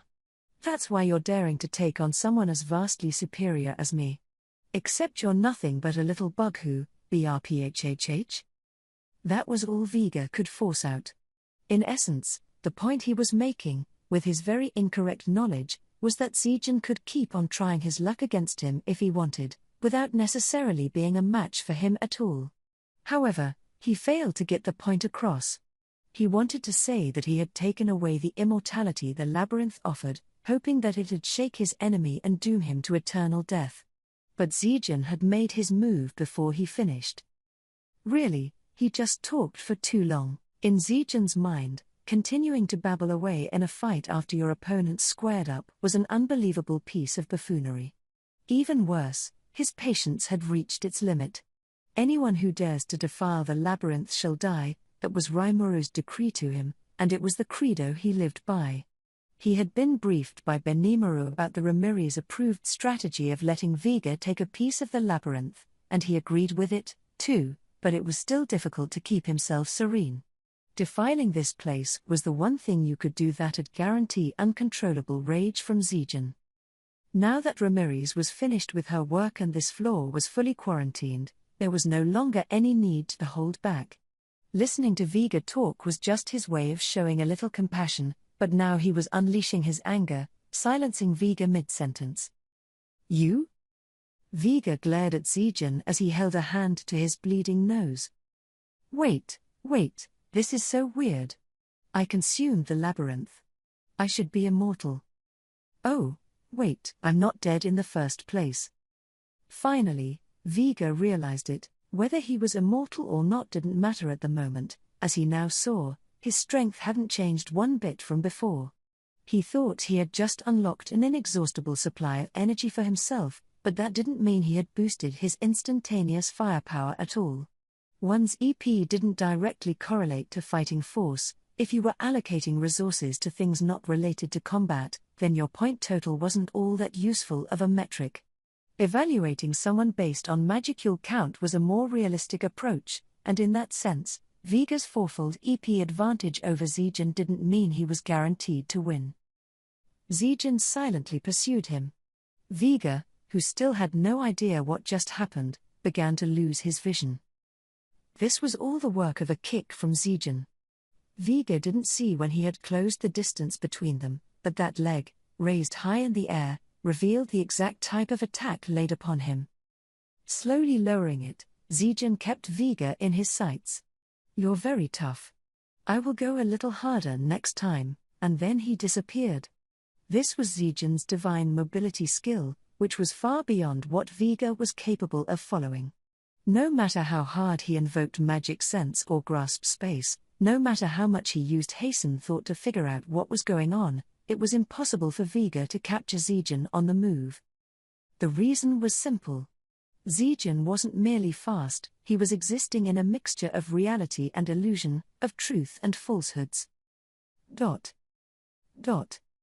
Through his on-the-ground experience in the labyrinth, Zijin's approach to battle was evolving on a daily basis. As the strongest in the labyrinth, he was something of a pioneer this way. Since he and Apito were connected by their souls, they could each reproduce the other's powers to a certain extent. Thanks to that, Zijin was currently undergoing a truly terrifying evolution. He was diligent by nature, studying and researching all kinds of abilities. Within the fantastical world of the ultimate skill Mephisto, Lord of Illusion, he had done field tests on every sort of skill out there. His particular focus was on control dimensions, applying his own interpretation to it in order to improve on the Valdora-style death stance. Being able to perceive the movements of someone like Zijin at first sight was therefore an extremely difficult task. There was no way someone like Vega could do it, but thanks to his quick thinking, he survived that first salvo. The ultimate enchantment multi-weapon, obtained after consuming Aulia, was doing its job well. Vega, now in his magic-born form, had his entire body protected by an alien-looking, god-class suit of armor. An ordinary magic-born could never break through it, even demon lords would have their work cut out for them. And this was the question: what would happen if someone like Vega stopped caring about how he looked and focused entirely on defending himself? His whole body let off an eerie glow as he brought out his full strength. He thrust both his arms forward, and a set of 3 kite-shaped shields, their contours rounded like an almond, appeared in front of him. But despite this exaggerated approach to defense, Zijin responded with nothing but a simple punch. His arms were covered in crimson steel, so the power of this strike was beyond any measure. It immediately shattered 2 out of the 3 shield layers, even cracking the last one.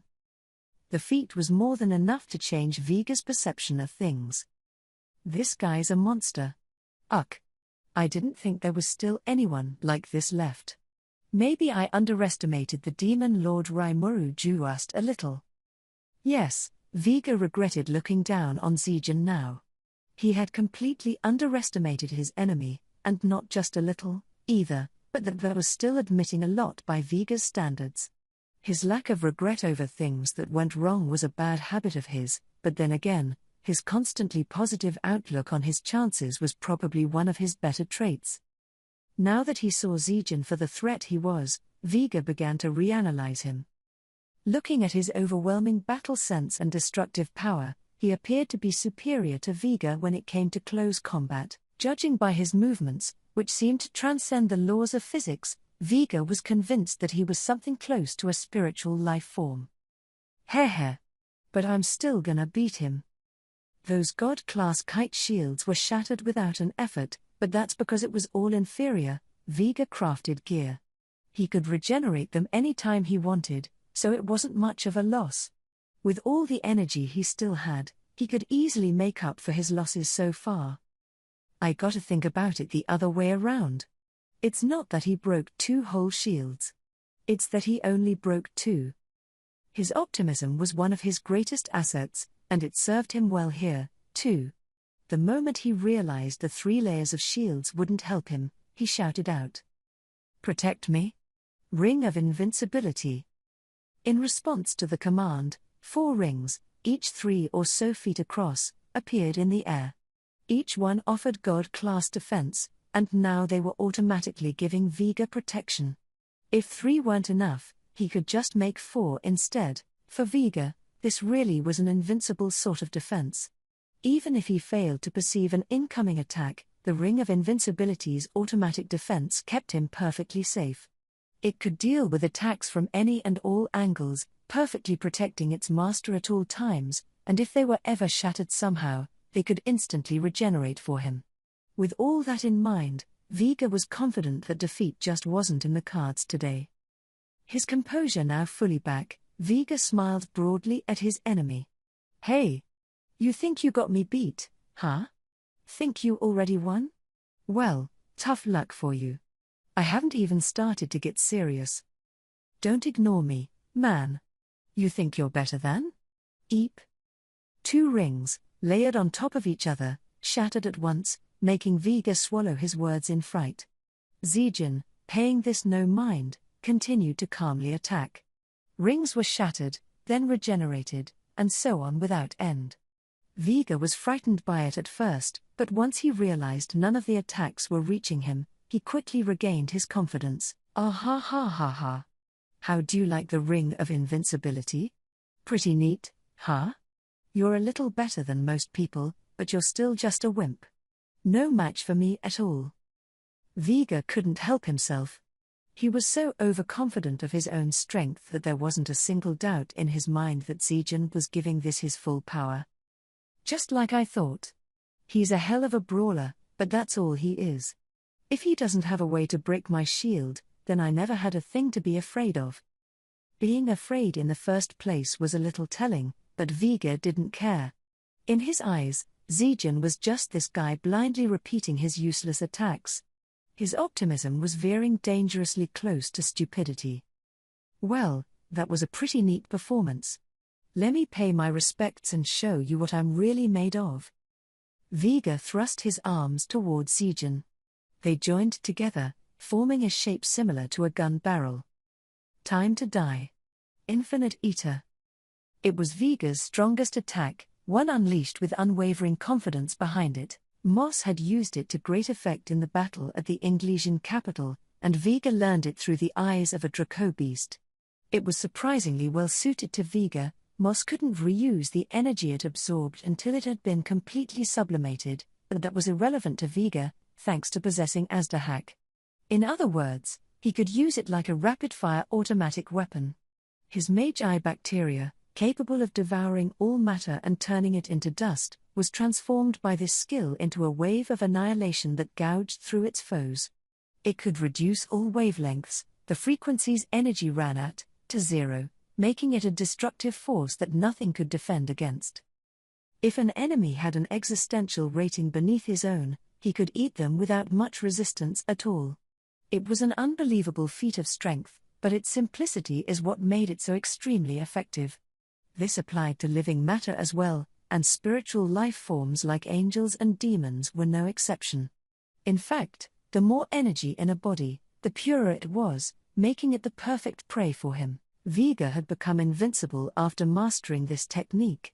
His current EP count was just short of 20 million, making him the strongest of the 7 heavenly generals and up there with Zerario and Jahiel of the 3 stellar leaders. Zijin, on the other hand, was under 5 million. A vast, hopeless gap existed between them. But even when faced with the fury of a full-power infinite eater, useless. I know all about that move, and so it won't work on me. Despite being bombarded up and down his body by this vicious, destructive energy, Zijin didn't move an inch, as if he was standing on a windless field. He exuded the air of the overwhelmingly strong, almost chiding Vega as he informed him how useless his effort was. Vega might not have expected it, but he chose the wrong person to pick a fight with. Zijin had engaged in a long series of simulated battles with Moss. He had experience with his techniques. The first time he got hit with it did cause a lot of damage, even though the EP difference meant Zijin won the fight anyway. Even he had to admit to how dangerous that technique was, and he wasn't going to leave that unaddressed. After carefully assessing the nature of this skill, he developed a countermeasure, something he invented long ago. The essence of infinite ether lay in its waveform. Once it reduced the wavelength of energy to 0, it would then take it in as its own, or consume it, in other words. If Vega didn't want this to happen, all he had to do was counteract it with a waveform in the opposite phase. What's more, Vega's skill with this technique was still inferior to Moss's. His powers let him perform a pretty close imitation, but he was nowhere near as proficient in it, and it was an incredibly inefficient use of energy in his hands. For Zijin, defeating it was no sweat. You're kidding me. That's impossible. How can you be so unaffected after taking infinite ether? Vega was pretty upset about it, but there was nothing out of line about that reaction. Even Moss was left at a total loss once Zijin cracked his technique, and now Zijin was telling Vega what he said to Moss then. Ridiculous, Zijin scoffed. A wave is the perfect thing to cancel out another wave with. Once you have the knack down, all you have to do is envelop it in your own. You must go with the flow, not attempting to resist it, the way of the universe. And as my illusions absorb themselves into the phantom realm, it is far too easy for me to see through your waves. He made it sound simple, but such a feat was normally impossible, or should have been anyway. At the very least, you'd need the ability to fully outperform your opponent's computational power, but Zijin had already figured out the limits of Vega's. That makes no sense, Vega snapped. He was trying to escape from a reality he refused to acknowledge. This was supposed to kill Zijin, filling the entire space with waves of annihilation, but he was standing right there, unharmed. And now Vega understood that his superior existence rating meant nothing. Fear began to grip his heart. How foolish, said Zijin. You were never any match for me. Stop. Stay away from me. Know that to Sir Veldora and Sir Rimuru, you are nothing more than a speck of dust. Zijin took his time walking up to Vega, who was terrified. The Mist Lord had already seized control of this quarantined space.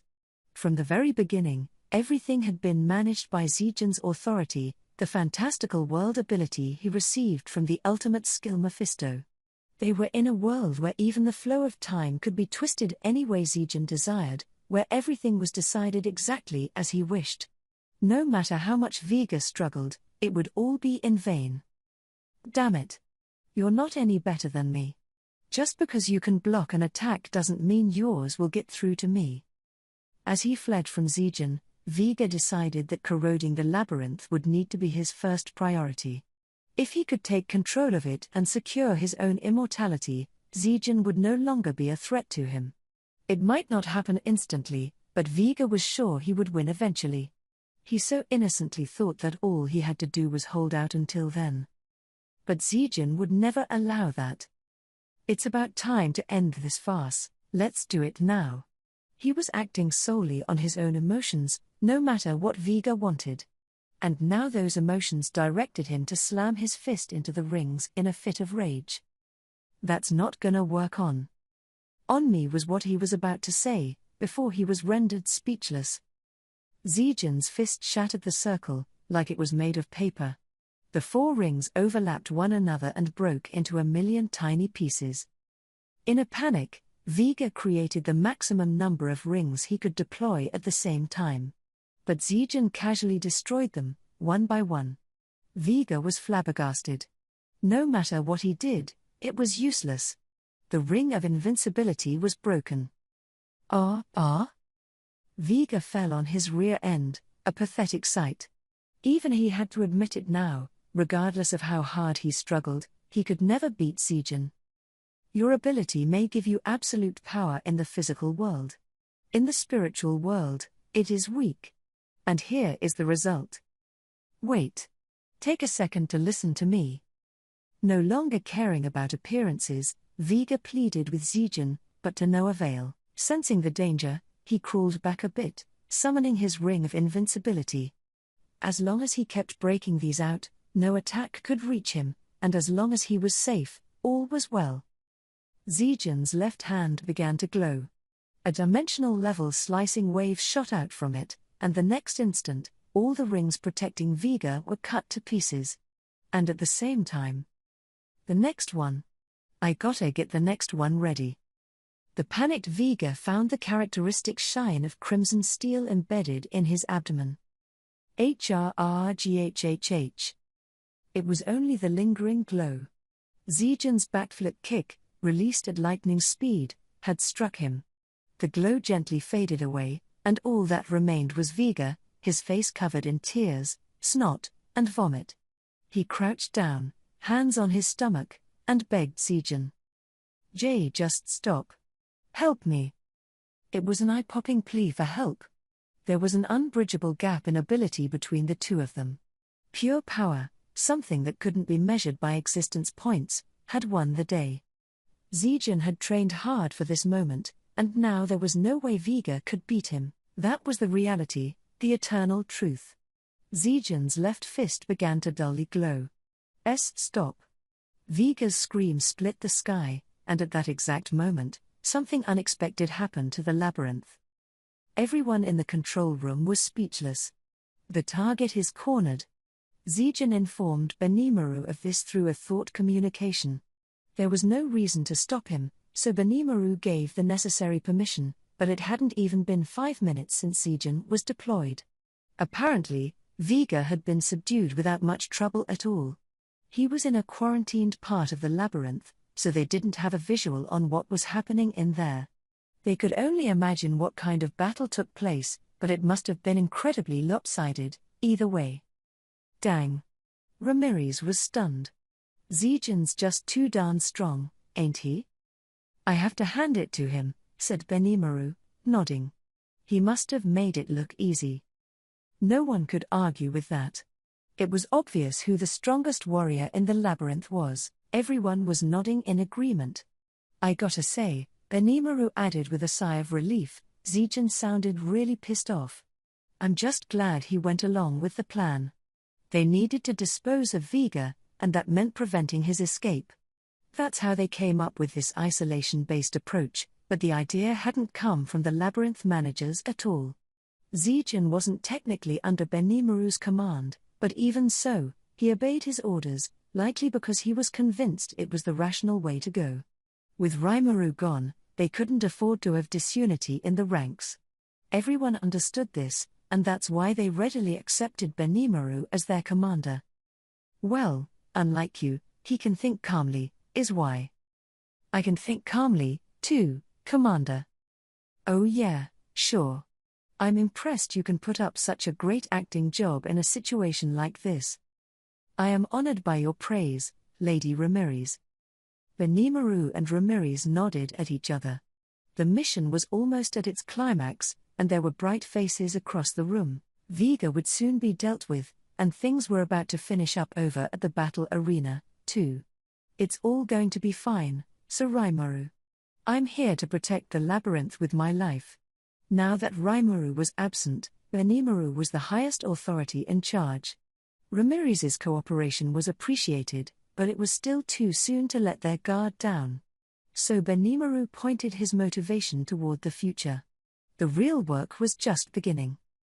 As Zijin was locked in deadly combat with Vega, Ramirez was staring at the friend shown on the big screen, a worried look on her face. Dino is such an idiot. What is he doing? Now of all times. The operation was in its final stages. She wanted to let Dino and his party in on the truth soon, no later than when Vega was taken